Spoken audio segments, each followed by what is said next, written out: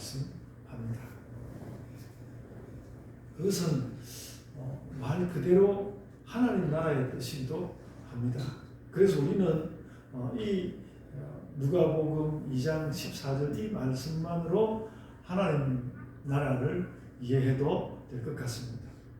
하나님께는 영광이고 사람에게는 평화인 것이 원래 하나님 나라입니까? 그래서 오늘은 그 하나님 나라를 생각하면서 오늘은 본문에 나온 이 영광과 평화를 제가 말씀하려고 합니다. 좀 전 말씀대로 성탄절은 지나갔으니까 탄생에 대한 말씀을 할 때는 아닙니다만 그 영광과 평화인 예수님 탄생의 예수님 탄생의 그 기록에 대해서 잠깐 좀 생각해 보면 알 수 있는 것이지만 짚어두고 가려고 합니다. 예수님 어린 시절이 복음서마다 기록되지는 않았기 때문에 마태복음과 누가복음에 실려 있는 예수님 어린 시절 말씀을 신화처럼 생각할 수도 있는데 그럴 이유는 없다는 것입니다. 왜냐하면 성경 기록을 위해서 예수님의 탄생과 그 유년의 실제를 이야기해 줄 실존 인물이 성경을 기록할 그 당시에 충분히 있었다는 것입니다. 그러니까 예수님이 승천하신 이후에도 기독교 공동체 안에는 예수님의 어머니와 그 형제들이 함께 있었습니다. 얼마든지 예수님의 그 어린 시절을 이야기해 준 사람이 있었다는 것이죠. 예수님의 어린 시절 이야기는 그래서 얼마든지 교회에 전해질 수 있었고요. 종합해서 말하자면 예수님 어린 시절에 대해서 우리는 아주 사실적으로 말할 수 있다는 것입니다. 이 글을 적는 태도에 관해서는 또 좀 달리 생각해 볼 수 있지만 특별히 또 누가라는 사람은 굉장히 그 역사가다운 모습으로 성경을 적었다고 하거든요. 그래서 예수님 어머니 마리아는 요한복음 2장 가나 혼인잔치에 예수님과 함께 있었습니다. 또 그 가족이 예수님을 찾아온 이야기가 나오는 중에 그 예수님의 어머니가 함께 나옵니다. 마태복음 12장 47절과 마가복음 3장 31절에 그런 구절들이 나와 있습니다. 그 후에는 복음서에 예수님 어머니가 잘 나오지 않았는데 그 예수님의 십자가 앞에 예수님이 그 십자가에 달려있는 예수님 그 십자가 앞에 예수님의 어머니도 함께 있었습니다. 요한복음 19장 25절과 26절에 그 말씀이 나옵니다. 그리고 사도행전 1장 14절 사도행전 1장 14절을 보면 예수님 승천 이후에도 예수님의 그 어머니가 공동체, 예수 공동체와 함께 있는 것을 우리는 확인할 수 있습니다. 상대적으로 예수님의 아버지 이야기는 탄생 이후에는 보이지 않습니다만 반면에 예수님의 네 동생은 오랜 동안 기독교 공동체 안에 있었고 상당히 오래 살았을 거라고 생각됩니다. 공동체 안에 있었고 그 중에 동생 야고보는 초기 기독교 공동체의 아주 중요한 인물이기도 하였습니다. 그러므로 예수님 어린 시절이 성경에 기록되는 것은 아주 자연스러운 일이었습니다. 어떻게 보면 이렇게밖에 기록이 안 된다 할 만큼 예수님 그 유년기 이야기가 성경에 있는 것은 매우 자연스럽습니다. 한편 오늘 본문은 예수님 오늘 우리가 읽은 본문은 예수님 부모에 관련된 기록이 아니고 예수님 태어나던 당시에 그 만났던 목동들의 경험에 대한 말씀입니다. 그 기록입니다. 그 기록은 현대인들에게 충분히 설명되기는 어렵지만 예수님 부모와 형제들이 기독교 공동체에 믿을 만한 사실을 전했을 것이다. 우리가 그렇게 믿을 수 있는 그만큼 이 목동들의 이야기도 그렇게 믿을 만한 이야기로 교회에 전해졌을 거라고 우리는 볼 수 있습니다. 그리고 그때 목동들이 받았던 말씀과 인상이 무엇인가 하면 영광과 평화였다는 것입니다. 영광과 평화였습니다. 예수님 탄생은 하나님께 영광이 되는 일이고 사람들에게는 평화를 가져다주는 일이라고 칭송되었습니다. 오늘 본문에서 그랬습니다. 그럼 제가 언젠가 그 미국의 기독교 교육학자 제임스 로더의 신비체험 이야기를 제가 한 적이 있습니다. 오늘 그 이야기를 잠깐 더 해보려고 하는데, 우울증을 앓고 있던 여동생을 이 제임스 로더가 위로하고 있었는데 자신들의 시선에 닿는 저쪽에 그 예수님의 실루엣이 지나가는 것을, 십자가를 지고 그 예수님이 지나가는 모습을 제임스 로더가 발견하고 깜짝 놀라서 동생에게 너도 보았니? 물었더니 동생이 오빠 나도 봤어. 그렇게 이야기했다는 것을 그 책에서 제가 본 적이 있습니다. 이렇게 흩은 소리 하지 않을 아주 그 신뢰받는 기독교 교육학자였거든요. 그래서 서로 다른 두 사람이 같은 신앙 체험을 한 흔치 않은 보고입니다. 여러분, 예수님 탄생 때는 예수님 부모와 목동들이 서로 다른 각도에서 예수님 탄생을 보았습니다. 예수님의 부모는 아기 예수를 낳아서 강보에 싸서 구유에 이어두었고, 바로 그때에 목동들은 그 예수님의 탄생에 대하여 천사들의 소리를 들었습니다. 그러니까 예수님의 탄생이라는 그 한 가지 사건에 대한 두 가지 다른 경험. 목자들이 만난 그 천사들은 어떤 모습이었을까? 저는 성경에 참 천사가 나타날 때마다 이 천사는 어떤 모습이었을까? 늘 그렇게 생각하는데요. 이 목자들이 본 그 천사들은 어떤 모습이었을까? 그런 생각도 할 수 있는데요. 저는 그 천사들에 대하여서 오히려 이렇게 생각합니다. 모세가 불타는 떨기나무를 본 것 같은 그런 경험과 비슷하지 않았을까? 저는 그렇게 생각합니다. 그리고 더 중요한 것은 천사의 모습이 아니라 천사가 전해준 말이었습니다. 예수님의 탄생은 하나님의 영광과 땅의 평화가 같이 나타나는 일이다. 천사들이 그 말을 전해주었습니다. 그래서 이 천사의 존재를 해명하는 게 늘 어렵죠. 천사의 존재를 해명하고 천사가 말하는 그 실제 사건을 해명하는 것은 매우 어렵지만, 저는 이 사건을 굳이 이렇게 여러분들에게 할 수 있는 만큼 해명하고 이 사건을 통하여서 나타난 이 두 단어를 여러분에게 말씀하고 싶은 것입니다. 영광과 평화라는 이 두 말씀을 하고 싶은 것입니다. 이 영광이라는 말은 사전에서는 빛나는 명예라고 풀고 있습니다. 빛나는 명예. 본문에서의 영광은 그와 함께 보다 더 하나님의 위엄 같은 것입니다. 하나님의 위엄 같은 것입니다. 그리고 평화는 보다 더 우리가 필요로 하는 것이죠. 돌아보면 알지만 요즘 참 살면서 느끼는 것이 정말 세상 가운데 평화가 없는 거구나, 그런 걸 많이 느끼지 않습니까? 우리가 더 필요로 하는 것입니다. 저는 오늘 이 말씀을 대하면서 진짜 우리 시대에 진정한 하나님의 영광과 사람의 평화가 너무 드물구나. 근데 성경은 그 말씀을 하려고 하는 것이구나. 그렇기 때문에 우리가 얼마나 성경을 읽어야 하는 것인가, 그런 것을 느끼게 되는 것이죠. 그래서 결국은 기독교인들이 이 영광과 평화를 만들어가야 한다는 것입니다.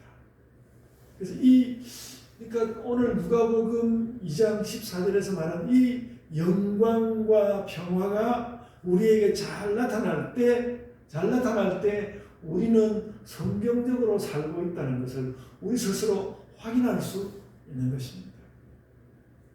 그래서 먼저 하나님의 영광 이야기를 하고 싶은데요.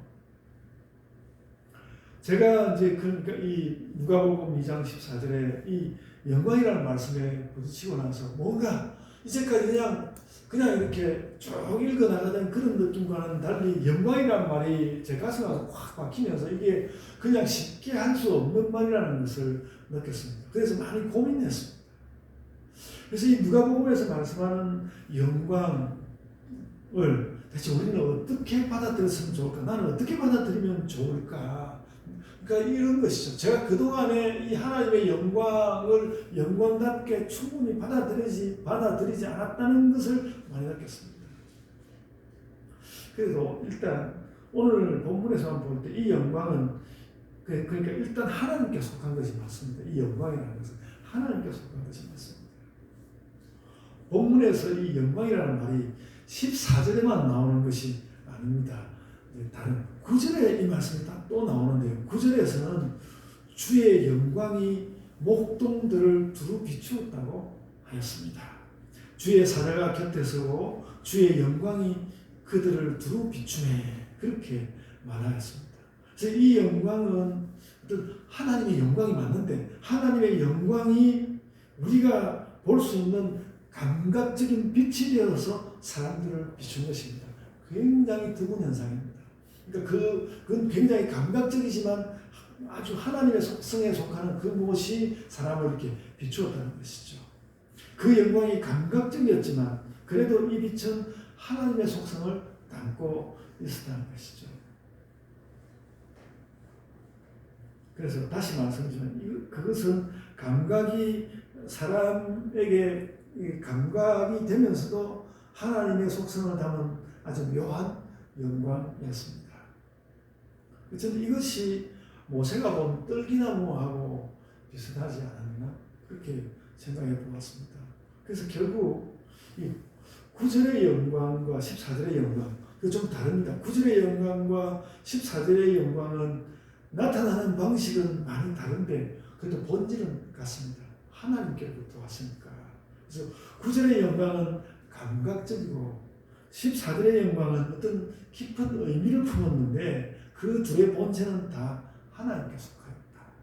이렇게 영광을 정리할 수 있습니다. 그리고 여기 이어지는 질문은 이런 것입니다. 그래서 그 영광이 품은 그 신앙적인 뜻은 진짜 뭘까? 우리는 그 영광이라는 말을 어떻게 품으면 좋을까? 영광의 감각적인 빛은 그 목자들이 볼 때 매우 신비스러웠겠지만 그래도 감각으로 확인이 됐는데 14절에서 하나님께 영광이라고 할 때 그 영광의 뜻은 뭘까? 이 뜻을 품을 수 있는 사람은 경험할 수 있지만 이 뜻을 품을 수 없는 사람은 글이 적혀있을 뿐 경험할 수 없는 뜻으로 적혀 있는 것이죠. 그래서 저는 그것을 늘 이런 말씀이 나올 때마다 늘 하나님 존재의 신비라고 여러분들에게 설명했고 지금도 저는 그렇게 생각합니다. 그런데 오늘 제가 이 물음을 다시 묻는 이유는 이런 것입니다.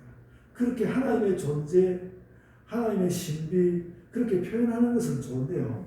그래서 그 존재와 신비에 우리가 어떤 자세로 나가야 되는지 말을 해야 되는 거 아닌가? 어떻게 나아가야 되나?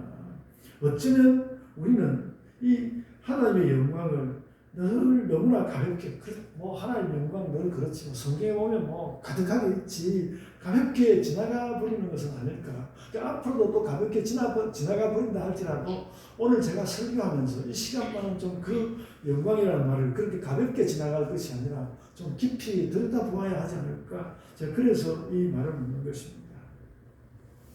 그래서 우리 물이 바다 덮음 같이 그런 말 나옵니다만 하나님 영광이 그 물이 바다 덮음 같이 우리에게 덮쳐온다고 생각하면 그럼 우리는 어떻게 할 수 있을까? 하나님 영광이 그렇게 물이 바다를 덮치는 것처럼 그렇게 덮어온다면 우리는 어떻게 할 수 있을까? 그런 생각을 해야 된다는 제 생각이었습니다. 그래서 과연 그 하나님의 영광은 우리에게 어떤 느낌으로 다가올까? 제가 오늘 이 설교를 준비할 때까지도 끝까지 속 시원하게 이런 것이 하는 답을 찾지 못했는데, 그래서 할 수 있는 대로 제가 여러분들에게 이 영광이 어떻게 다가오는지 말씀해 보려고 합니다. 모세에게는 하나님께서 어떻게 되면 어떻게 그렇게 하나님 영광이 확 다가올 때 어떻게 해야 되는지 모세에게는 하나님께서 알려주셨습니다. 너의 발에서 신을 벗어야 됐습니다. 그 하나님 영광이 그 떨기나무 빛으로 쫙 올 때에 너의 그 발에서 신을 벗으라고 말씀하셨습니다. 모세가 자신이 서 있던 그 자리에서 할 수 있었던 아마 가장 적절한 방법을 하나님께서 알려주신 것이죠. 그렇다면 우리가 하나님 앞에서 신을 벗는 것은 어떻게 나타날 수 있을까? 그래서 그걸 제가 사실 이거였어요. 이것 때문에 제가 이 큐티를 하고 다니며 계속 이 말씀을 어떻게 할 수 있을까 생각해 봤는데 그 답이 없고 내내 그 답을 찾지 못했는데 제가 이런 생각을 하다가 떠올린 것이 욥기였습니다. 요즘 수요일날 욥기 설교를 하는데 욥기 말씀이 떠올랐습니다. 욥은 고난 속에서 도대체 하나님 당신을 내가 알 수 없다고 괴로워했습니다. 이것이 하나님 영광에 가까운 것이죠. 그러니까 하나님께서 막 나에게 와가지고 막 병도 들게 하고 막 여러 가지로 어쨌든 하나님께 역사하시는 것 같은데 내가 하나님 당신 왜 나에게 이렇게 하는지도 모르겠고 하나님 어디쯤 계신지도 잘 모르겠고 당신의 영광이 와 있기는 와 있는 것 같은데 내가 알 수 없다고 욥이 너무 괴로워하였습니다. 그래서 뭐 욥의 친구들이 와가지고 이렇게 한번 생각해보라 저렇게 한번 생각해보라 그렇게 말했지만 그 욥이 다 해본 것이었습니다. 그러니까 이전에도 해봤는데 하나님 영광이 뭔가 이전과는 전혀 다른 모습으로 욥에게 끼쳐오고 있었습니다. 그래서 욥이 지금 제가 여러분들에게 이야기하듯이 욥이 그런 것이었습니다. 이번만은 하나님께서 나에게 뭔가 다른 모습으로 다가오셨어. 내가 하나님의 이 영광에 대해서 뭔가 좀 다르게 생각해야 되는 그런 모습으로 오고 있는데 내가 뭔지 잘 모르겠어. 그런 것이 욥기의 기록은 그것이었습니다.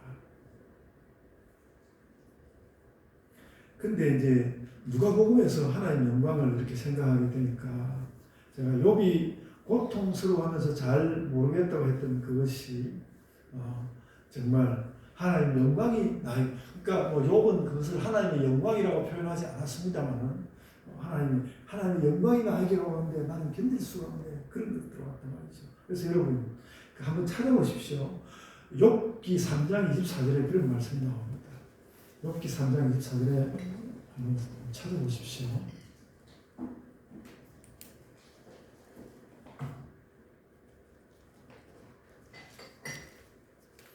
하나님에게 둘러싸여 길이 아득한 사람에게 어찌하여 비춰주셨는고 이렇게 말했습니다. 제가 전체 절을 설명하려고 하지 않고 그냥 간단히 보아도 하나님께 둘러싸인다는 말은 하나님 영광이 그에게 지금 와 있다는 것이죠. 하나님 영광이. 그리고 이어서 3장 26절에서 또 이렇게 말씀합니다. 그 하나님 영광이 어쨌든 뭐 욥은 영광이라고 표현 안 했는데 어쨌든 그 하나님이 나에게 막 가까이 하나님 이렇게 와 있는데 그랬을 때 나에게는 평온도 없고 안일도 없고 휴식도 없고 다만 불안만이 있구나. 여기에 나오는 이 불안이라는 말, 이 말을 가지고 혈케골이 그 실존주의 철학을 시작하는 겁니다. 이 불안이라는 말. 어쨌든 그렇습니다. 불안이라는 말을 우리가 좀 이해해봐야 하나님의 영광이 나를 비추어오니까 나는 오히려 너무 불안하다. 그래서 우리가 물어야 할 것은 이런 것입니다. 이렇게 하나님의 영광이 하나님께서 하나님 존재가 이렇게 오시는 것이 하나님의 그 신비스러움이 나에게 오시는 것이 부담스럽거나 도저히 저 빛은 나에게 가까이 와서는 안 될 것 같은 거룩한 것으로서 오는 경험을 우리가 합니까? 우리가 땅 가운데서 합니까? 저는 한다고 봅니다. 우리가 하나님을 부담스럽고 그럴 때가 있는데 그럴 때 이런 경험을 하는 것이라고 봅니다. 그런데 우리가 그런 하나님 영광에 부딪힐 때 우리는 편안하고 좋은 것이 아니라 그 키엘 케볼이라는 철학자가 그랬습니다. 그럴 때 어떤 경우는 자꾸 죄의식을 갖게 되거나 하나님이 딱 부딪히니까 죄의식이 확 일어난다는 것이죠. 죄의식을 갖거나 불안해진다는 거죠. 그 하나님이 나에게로 막 밀고 들어오면 저분이 나에게 밀고 들어오면 내가 어떡하지? 우리가 어떻게 하나님 밀고 들어오면 우리가 어떻게 하겠습니까? 할 수 있는 방법이 사실 없는 거거든요. 그래서 죄의식을 갖거나 불안하다는 것이 욥의 경험, 이 3장에 보이는 욥의 하나님 경험입니다. 그래서 결국 그런 죄의식과 불안을 넘어서 이것이야말로 하나님 영광이 나에게 참 그래 잘 온 것이라고 받아들일 수 있을 때에 우리는 하나님의 영광을 진정으로 받아들일 수 있을 것입니다. 그래서 욥은 그 무섭게 들어오던 하나님 영광을 평온하게 받아들이는 변화를 받아들인 것이고요. 욥기의 전체는 그 기록입니다. 하나님께서 무섭게 들어오시던 하나님께서 이제는 편안하게 받아들일 수 있는 하나님으로 이제 오게 된 그것을 그렇게 되기까지 친구들이 이야기하고 여러 사람들이 이야기하고 또 젊은 사람에서 다시 이야기하고 그런 거 나오는데요. 그래서 욥의 이 문제가 정리되어 갈 즈음에 욥기 40장 10절에 이런 말씀이 나옵니다. 욥기 40장 10절을 보시면요. 이렇게 말했습니다. 그것도 전체적으로 또 해석하자면 굉장히 복잡한 말씀인데 거기 있는 몇 마디의 단어들만 중심으로 살펴보면 욥기 40장 10절에 이렇게 말했습니다. 너는 위엄과 존귀로 단장하며 영광과 영화를 입을지니라. 그렇게 말씀하고 있습니다. 이 하나님의 영광은 내가 숨도 쉬지 못하게 막 몰아쳐오는데 그래도 그 영광을 품어서 하나님의 위엄과 존귀에 이제 동행을 할 수 있도록 이끌고 가시는 거죠. 이것이 하나님의 그 욥이 최종으로 보았던 하나님의 영광입니다. 예수님 때문에 우리는 이 몰아치는 영광이 있어요. 하나님의 예수님이 계시기 때문에 몰아쳐오는 하나님 영광의 기세를 우리가 좀 편안하게 받아들일 수 있지만은 그래도 하나님의 영광은 원래 그 무서운 기세를 여전히 가지고 있는 것 같습니다. 저는 오늘도 하나님은 우리에게 이렇게 오실 수 있다고 봅니다. 우리가 어떻게 하느냐에 따라서. 그래서 욥은 그렇게 무서웠던 하나님의 기세에서 하나님을 평온하게 받아들이는 그 이래로 변화받고 또 실행했던 것 같고요. 사람들이 그렇게 하나님 영광과 동행하는 것을 너무 잘 못하는데 예수께서 이 땅을 사시면서 그걸 잘 보여주셨다는 거죠. 예수께서는 그렇게 사는 것을 잘 보여주셨습니다. 하나님 아들이시니까. 예수님은 하나님 영광을 보여주시면서 이 땅을 사셨습니다. 그래서 예수님 성육신의 삶은 예수님이 성육신하여서 살았던 그 삶은 사람들에게 하나님 영광을 보여주신 일이고요. 그리고 거기에는 하나님께서 말씀하시면 그 영광이 우리에게 고난이 될 수도 있다는 그런 뜻도 들어 있었고요. 예수께서 우리에게 그 제자들을 향해서 너희 각자는 각자의 십자가를 져야 된다. 이렇게 말씀했던 것은 그것은 그래서 그 십자가는 우리의 십자가이기도 하고 우리의 영광이기도 할 것이다. 제자들도 그랬고 우리도 마찬가지라고 생각합니다. 그렇게 하나님의 영광이 좀 이해도 되고 실행도 될 때에 그러니까 그렇게 하나님의 영광이 우리에게 와서 우리에게 좀 이해도 되고 실행도 되고 또 예수께서 계시니까 더욱 그럴 수 있고 그렇게 될 때에 우리에게 찾아오는 것이 평화인 것 같습니다. 그럴 때 평화가 오는 것 같습니다. 저는 욥도 모세도 다 그런 평화에 가서 닿은 것 같고요. 그 구약 시대였지만 욥이나 모세는 그런 평화에 가서 닿은 것 같고 욥은 말하자면 그렇지 못했던 때에서 마침내 하나님 오시는 것에서 평화로울 수 있는 그런 경험을 적은 저는 책이라고 생각하고 그런데 세상 사람들은 너무 평화에 도달하지 못하고 있는 것이 분명. 어느 시대야 우리 시대가 특별해가지고 또 우리 시대에 특별히 나쁜 놈이 있어가지고 그렇다는 거라도 늘 너무 평화에 도달하지 못하는데 어떻게든지 오늘 이 영광과 함께 평화를 깨달음으로써 우리가 정말로 그러니까 하나님 영광에 우리가 전력을 다해서 그리고 또 막 무서울지라도 다가가고 이렇게 해서 어쨌든 그렇게 다가가서 하나님께서 주시는 평화를 이렇게 얻음으로써 우리가 정말 평화에 도달할 것이다. 성경이 말씀하는 평화에 도달할 것이다. 그렇게 생각합니다. 그래서 여러분 제가 저 자신도 전에는 전혀 생각해 보지 않았던 한 가지 이야기를 여러분들과 나누려고 합니다. 우리 시대의 평화에 관한 이야기입니다. 여러분, 현재 팔레스타인의 많은 사람들이 예수님을 자기 민족의 후예라고 생각하고 있다는 그런 이야기를 들어본 적이 있습니까? 팔레스타인이 예수님이 자기 조상이라고 생각하고 있다는 거예요. 모든 팔레스타인이 그런 것이 아니고 팔레스타인의 아주 일부 사람들. 그래서 제가 깜짝 놀라서 그 역사를 대충 좀 살펴보고 나서는 이런 생각을 할 수 있었습니다.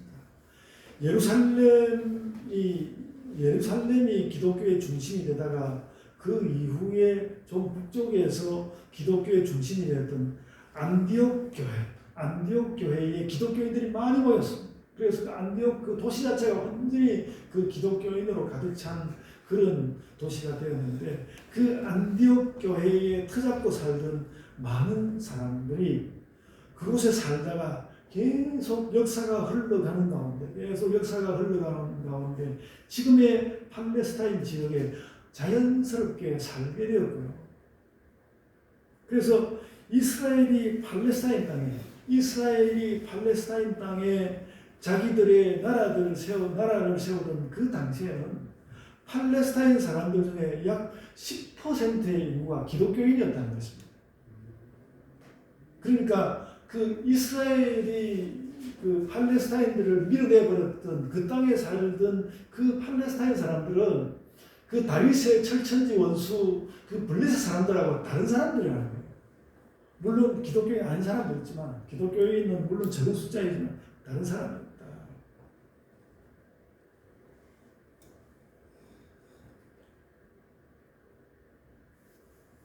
그래서 전통적인 기독교 국가가 아니고 그 팔레스타인 땅이 역사 내내 이리 밀리고 저리 밀리고 아랍 사람들이 들락날락하고, 말하자면 이제 기독교인들도 거기에 제대로 자리 잡지 못했지만 있었고 10%라는 기독교인이 있을 만큼 그런 곳이 되어 있었습니다. 그런 가운데 그 중에 어떤 사람들은 잘 모르지만 그들이 이렇게 가만히 들어봐도 자기들이 제일 존경하고 자기들이 제일 따르고 자기들이 제일 의지할 만한 분이 예수님인데, 예수님이 우리 조상이 뭐였다 이렇게 생각하게 되었다는 것이죠. 이게 학술적으로 하나도 맞지 않는 이야기지만, 그러니까 그 이스라엘이 팔레스타인을 밀고 들어갈 때 그 팔레스타인에는 꽤나 진심인 기독교인들이 많이 살고 있었다는 것이죠. 근데 내가 원래 예수님 출생지가 유대 땅이 아니잖아요. 예수님 출생지는 유대 땅의 북쪽의 갈릴리이고, 실제 유대인들은 하나도 예수님을 자기 민족으로서 달가워하지 않잖아요. 오히려 팔레스타인 사람들이 예수님을 더 가까이 하고 있는지도 모르는 것입니다. 제가 민족을 이렇게 분리해서 이야기하려는 건 아니고요. 그러니까 상대적으로 팔레스타인 사람들에게 기독교 정서가 더 있었다는 것이죠. 어쨌든 그러는 중에 현재는 기독교인이 줄어들어서, 그러니까 기독교인으로 사는 것이 자꾸 세월이 갈수록 삶에서 도움이 안 되니까 많이 떠났다고 합니다. 기독교인들이 팔레스타인 땅에 많이 떠났다고 하고, 그래서 줄어서 한 2% 정도밖에 남지 않았다고 하는데, 그런 모든 역사 가운데서 우리로서는 그 이스라엘과 기독교가 많이 연관이 있는 만큼, 혹은 이스라엘과 기독교가 좀 연관이 있는 만큼, 우리 기독교는 팔레스타인과도 꽤 많이 연관이 있는 것이죠. 팔레스타인과도 꽤 많이 연관이 있는 것이죠. 우리는 그 팔레스타인들과 친밀감을 가질 수도 있는 것입니다. 제가 이런 사실에 이렇게 저렇게 생각해보고 알아보다가 사실 좀 놀라웠습니다. 그러니까 어쩌면 우리는 이스라엘의 많은 것에 관심을 가지는 만큼 이제 팔레스타인에게도 그만큼의 우호적인 느낌을 가지고 보아야 할 것이다. 근데 사실 기독교 세계가 그러지 않죠. 그래서 여러분, 제가 그래서 이런 생각이 제가 한 가지 더 생각을 했는데요. 뭐냐면, 아마 아마도 팔레스타인 땅에 기독교를 전파하는 한국 선교사가 있을 것 같다. 꼭 있을 것 같아서 제가 알아봤는데요. 현재 베들레헴에 그 예수님 태어나신 그 베들레헴에 그 강태윤이라는 그 팔레스타인을 선교하는 한국인 선교사가 있더라고요. 베들레헴에서 기독교를 선교하고 있대요. 그분이 팔레스타인 사람들에게, 유대인들 아니고 팔레스타인 사람들. 그 제가 그 아는 선교사님을 통해서 이 강태훈 선교사님의 톡 프로필을 받아 놨는데 제가 좀 마음을 좀 정돈해가지고 그분 좀톡 대화도 한번 해보려고 합니다.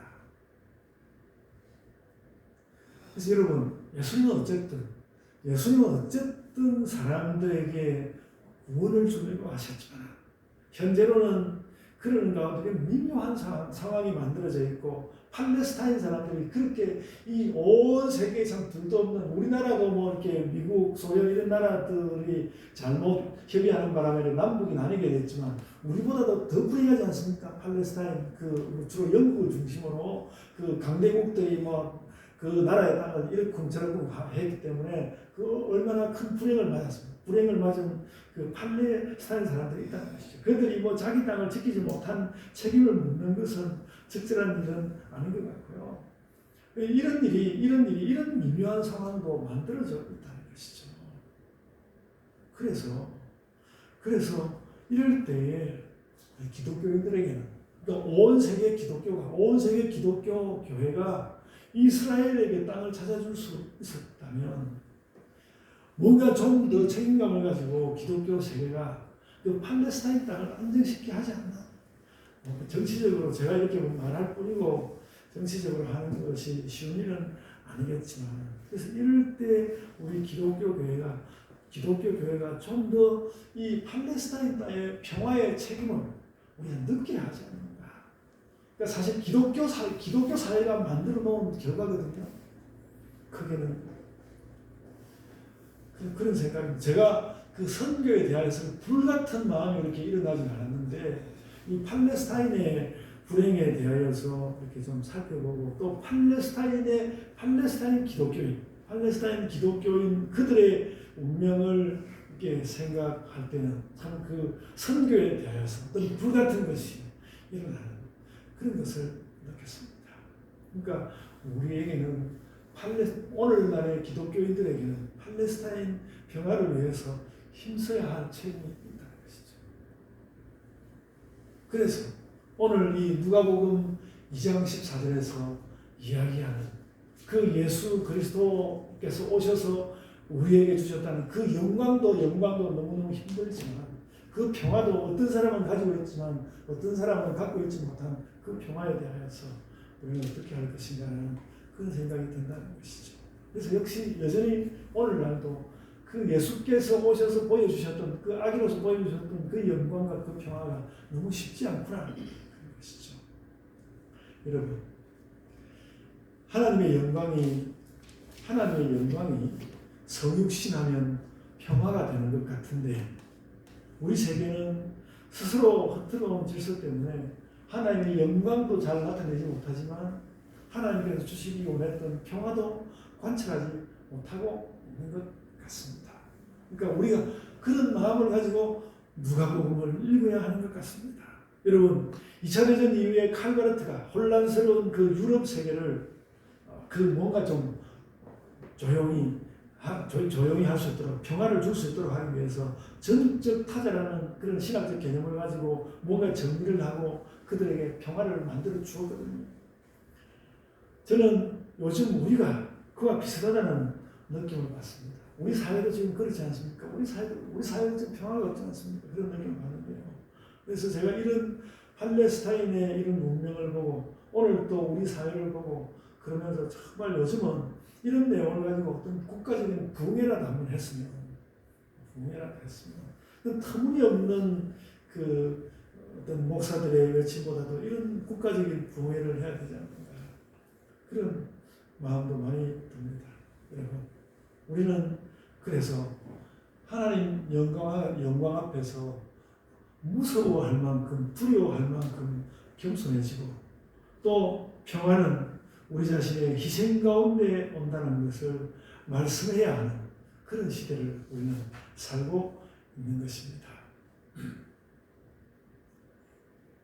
여러분, 요즘은 누구나 살아가면서 자기의 지분과 자기의 아님과 자기의 영역을 확인하려고 합니다. 피할 수 없죠. 세상이 살기가 험악해지니까 자꾸 이거 나의 것이라고 반드시 고집할 수 있는 걸로 확인하려고 너무너무 노력하고 있습니다. 그리고 그 중에 특별히 기독교는 더 지나친 듯이, 더 지나치게 기독교 왕국, 크리스텐룸 주장하고 있습니다. 그러나 참된 우리의 주장은, 성경의 주장은 그런 기독교 왕국에 관한 것이 아니고 언제나 우리는, 여러분 내 말씀 들어보십시오. 우리가 언제나 원하는 것은 믿지 않는 자들을 구원하는 그 위에 있습니다. 보네포는 기독교인들이 그렇게 말해야 한다는 것입니다. 그것으로 논쟁하나 자기의 것을 얻으려고 자기의 왕국을 논쟁하고 있는 자들에게 뛰어들어가서 나는 당신들의 구원을 위해서 모든 삶을 살고 있습니다. 그 말을 가지고 한번 논쟁해보라고 보네포는 우리에게 자신의 그 순교의 삶을 배경으로 우리에게 그렇게 가르쳐 주었습니다. 그래서 그렇게 말하는데 또 믿지 않는 사람들에게 가서 내가 당신의 구원을 위해서 왔다고 이야기하면 미친놈 봐라 또 이제 그렇게 나올 테니까 그 말도 그렇게 함부로 할 수는 없는 말이어서 조용히 내 마음 가운데 품고 그래서 조용히 내 마음 가운데 품고 그러나 그 사람의 구원을 생각하면서 우리가 겸손히 하나님의 말씀을 전해야 하는 것 같고요. 무엇인가 우리가 드러나게 그 예수 그리스도에 대해서 우리 기독교인의 삶에 대해서 뭔가 말할 수 있는 기회가 오기만 온다면 우리는 믿지 않는 자들의 구원을 위해서 내 삶에 가장 중요한 것을 쏟아붓고 있습니다. 그렇게 말할 수 있어야 한다는 것이죠. 저는 사실 오늘 말씀 가운데서 하나님의 영광이라는 말이 너무너무 부담스러웠습니다. 하나님께서 영광이라는 말을 확 밀어붙여올 때 내가 어떻게 해야 되지? 그렇게 생각하는데 온전히 받을 수는 없지만 그렇게 하나님 그렇습니다. 우리가 크리스텐덤 그런 거 접어두고 믿지 않는 자들의 구원을 위해서 내가 정말 살 수 있는가? 거기에 내 삶에 가장 중요한 것을 쏟아부을 수 있는가라는 그런 생각을 가지고 살아가면서 그렇게 함으로써 하나님 영광에 도달할 수 있을 것 같고 그 영광을 받아들일 수 있을 것 같습니다. 말씀 마치려고 합니다. 우리는 그렇게 우리가 지금 어디에 서 있는가 하면 그렇게 하나님의 영광과 하나님의 평화를 함께 완성해 가려고 하는 그런 도상에 있는 것입니다. 그래서 우리의 걸어가는 발걸음은 우리가 부지런히 세상을 때려치우고 그럽니다. 세상을 잘 해가면서 부지런히 영광과 평화를 함께 완성해가는 그 길을 우리가 함께 걸어갑시다. 아멘. 자, 기도하겠습니다.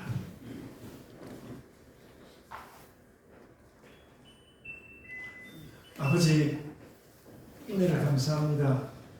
우리가 예수님을 믿었다고 하여 또 그렇게 많지 않은 진리, 많은 글들로 되어 있지 않은 진리인 것도 불구하고 우리가 그것을 마음으로도 잘 받지 못하고 입술로조차도 잘 받지 못하고 또 우리의 삶으로는 보다 더 받아내지 못하여서 늘 아버지 하나님 말씀 앞에 부딪히면 하나님의 이 말씀을 하나님의 영광대로 받아내려고 하면 나는 어떻게 해야 하나 하고 난감하고 난처할 때가 저희가 참 많사온데 아버지 하나님 그래도 그 영광이 늘 우리에게 평화로 올 수 있다는 것을 알고 그것이 오직 나의 평화가 아니라 내 옆에 있는 또 나에게서 멀리 있을 수 있는 그 어떤 사람들의 평화와 함께하는 것인 줄 알고, 그래서 이 때로는 하나님의 영광을 바라오며 때로는 또 세상의 평화를 바라오며 우리가 이것을 어떻게 감당할 수 있을지 살펴보는 가운데 아버지 하나님께서 우리로 하여금 그리스도인의 길을 걸어가라고 하신 그 길을 저희들이 잘 걷게 하여 주옵소서. 주님, 그것이 무엇인지 잘 모를 때마다 우리가 이 누가복음 2장 14절의 말씀, 여기에서의 이 영광과 평화, 이 말씀 우리가 되돌아보면서 우리의 삶을 바로 세워가게 하여 주옵소서. 주님, 저희가 주님 은혜 안에서 늘 겸손한 신자로서 그렇게 살게 하여 주옵소서. 감사하고 예수님 이름으로 기도드리옵나이다. 아멘.